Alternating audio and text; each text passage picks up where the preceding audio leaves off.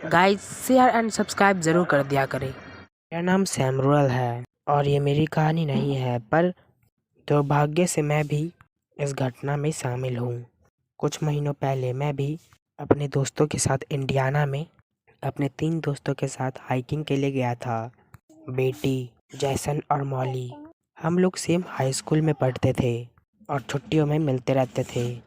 वहाँ पे एक पार्क है। वो पार्क इंडियाना का सबसे पुराना पार्क ना है। कई गुफाएं और गहरे जंगल उस पार्क को कैंपस के लिए एक परफेक्ट बनाते हैं। हम लोग झरने पे गए और वहाँ कई फ़ोटो भी क्लिक किए। वो जगह लाजवाब थी। आधे से ज़्यादा दिन में हम लोग इधर उधर घूमते रहे। बहुत देर चलने के बाद हम लोगों ने रेस्ट करने का सोचा और फिर कैंप के लिए जगह ढूंढने के लिए चले गए।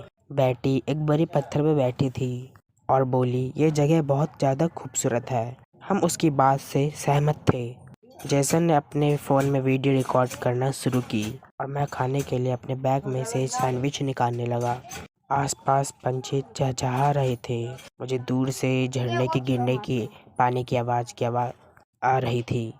बेटी और मॉली मेरे पास बैठ के हंस रहे थे।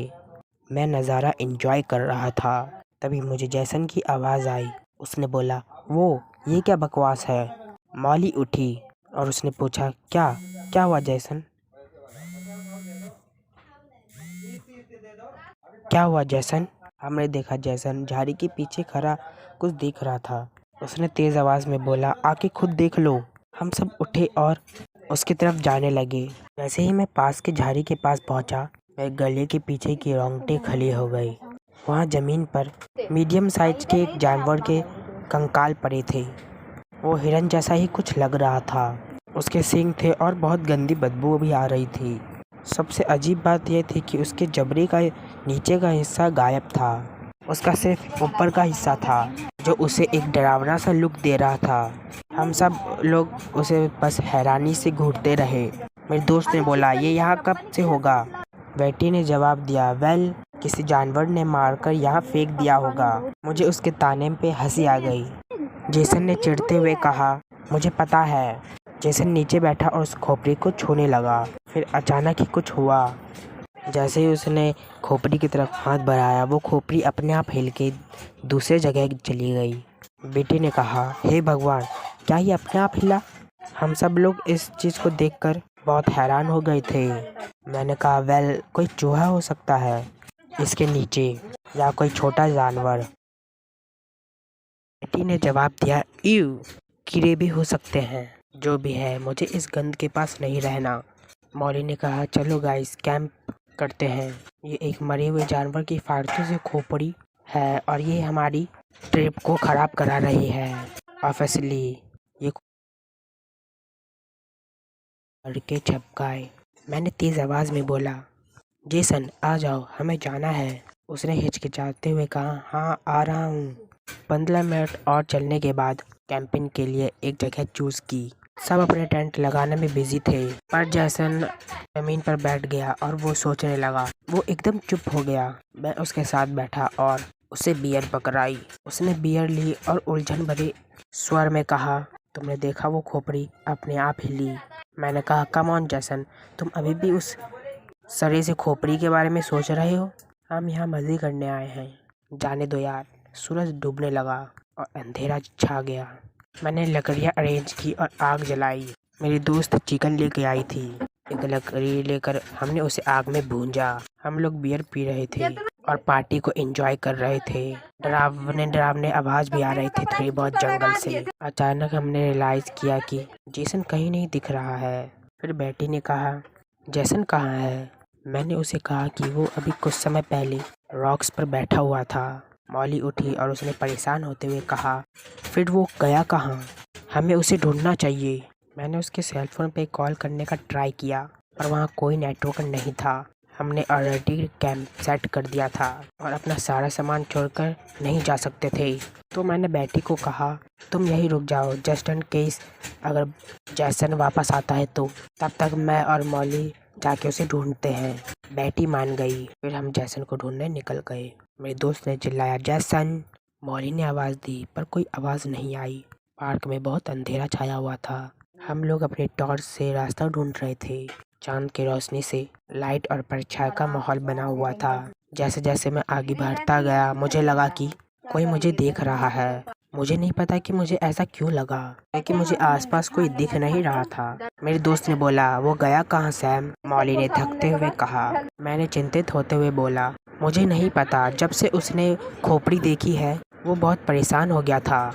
उसे इस अंधेरे में ढूंढना मुश्किल होगा, क्योंकि तभी इसी वक्त चिल्लाने की आवाज आई। मौली ने घबराई हुई आवाज में कहा, तो बेटी की आवाज है ना? बिना एक भी मिनट वेस्ट किए हुए हम बेटी के पास जा रहे थे। मुझे पता था कि बेटी मुश्किल में है। चीख जो मैंने सुनी वो मदद के लिए पुकार रही थी। हम पागलों की तरह भाग रहे थे। झाड़ियों और पत्तियों के कारण हमारी स्किन में थोड़ी स्क्रैच भी आ गई थी। जब हम वहां से भागे हमें वहां पहुंचने में 5 से 7 मिनट लगे, और जैसे ही हम वहां पहुंचे हमने देखा तो हमारी नसों में खून जम गया। बेटी कैंप फायर के पास मरी हुई पड़ी हुई थी। उसकी आंखें पूरी तरह खुली हुई थी। उसकी पूरी बॉडी पर खून ही खून था। उसकी बाजुएं नहीं थी। हाँ, बेटी के हाथ गायब थे, जैसे उसके हाथ टहनियों की तरह तोड़ दिए हों। मौली ये सब चीज को देखकर बहुत तेज से चिल्लाई। मुझे उस समय समझ नहीं आ रहा था कि मैं क्या करूं, क्योंकि मैंने ऐसी मौत कभी नहीं देखी थी। लेकिन इससे पहले कि हम अपना दिमाग चलाते और ये सब चीज को कंट्रोल में करते, एक आखिरी डरावनी घटना हुई।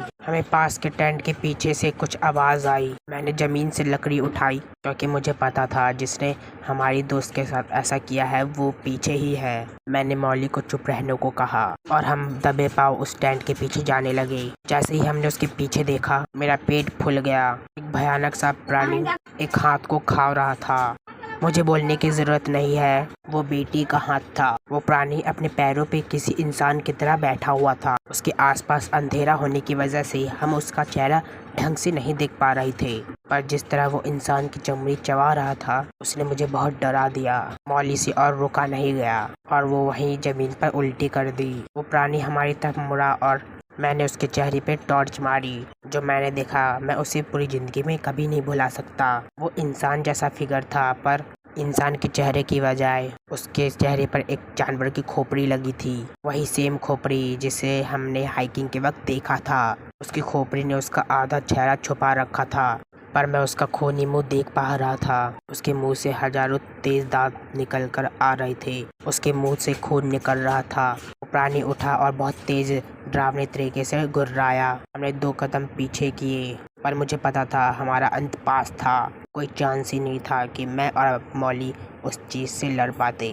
उसकी हड्डियों से निकलती झपकी से मुझे घृणा आ रही थी। उसके तेज और लंबे नाखून पलक झपकते ही मेरे गले को काट सकते थे। मैंने भगवान से प्रार्थना की, हमें उस चीज से बचा ले। वो प्राणी गुर्राता रहा और धीरे धीरे हमारी तरफ बढ़ता रहा। वो एक खौफनाक दरिंदा था जो आखिरी कूद मारने के लिए जमीन पर बैठा। हम बहुत डरे और सहमे हुए थे कि हम भागने को भी भूल गए। हमें पता था कि वो हम पर हमला करने वाला था, और कभी किसी को पता भी नहीं लगता कि उन 4 लड़कियों को क्या हुआ जो यहाँ कैंपिंग करने आए थे। हमें पक्का पता था कि इसने हमारे दोस्त जैसन को भी मार दिया।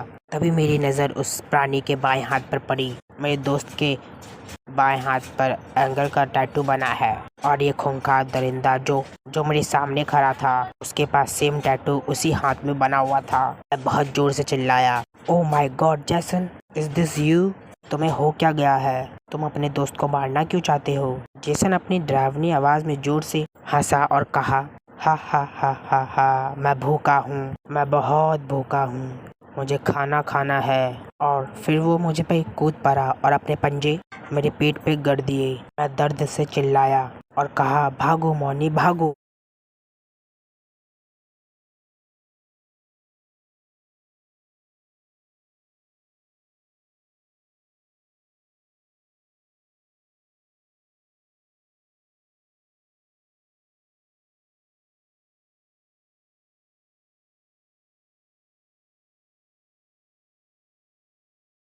कहीं से 4-5 आदमियों का झुंड आया और आके हमारे सामने खड़ा हो गया। वो स्पेस जैसा सूट पहने थे, किसी के चेहरे नहीं दिख रहे थे। उन्होंने एक रेजर गन ली और जेसन को शूट कर दिया। एक आखिरी बार गुर्राते हुए जेसन की बॉडी जमीन पर पड़ गई। ऐसे हुए जमीन पर गिरा। उस जानवर की खोपड़ी जमीन पर गिर गई। उन आदमियों ने मुझे पट्टी बांधी। मौली जमीन पर बेहोश पड़ी थी। उन्होंने उस खोपड़ी को एक डब्बे में बंद किया। मैंने दर्द भरी आवाज में कहा, कौन हो तुम? मेरे दोस्त को क्या हुआ? ये जानवर की खोपड़ी क्या है?